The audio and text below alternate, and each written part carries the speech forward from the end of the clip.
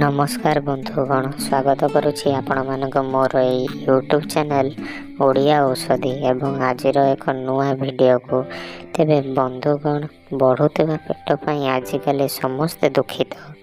यह लोक मानक मध्य एपरी एक भय सृष्टि कर देछि, जहाँ फल लोके किछि भी खाइबा पूर्व बारंबार भाविबा को बाध्य हेउछन्ति।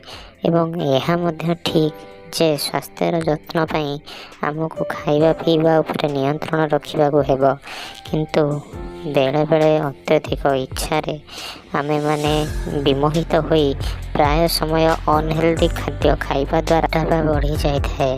यह सर्वदा खाइबा खाइले हुए ताहा नुहे, बेले बेले यह अत्यधिक देहरे थंडा सहित प्राकृतिक उपाय मध्य होइथाए। किंतु आपण माने चिंता करंतु नहीं, आज आपण मानक पई आयुर्वेदर एक सठिक उपाय आनी आछि, जहा द्वारा आपण बिना जिम रे केवल डेली एक्सरसाइज सहित यही उपाय एवं उत्तम खाद्य खाइले आपण माने बहुत कम दिन रे मोटा रो पतला होई परिबे।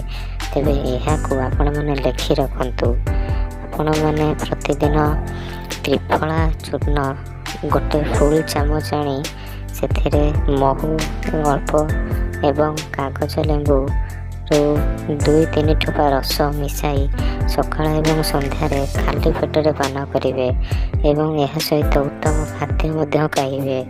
देखिए किछि दिन मध्य यह ठीक हो एवं आमको कमेंट माध्यम निजर मतामत जणाइबे।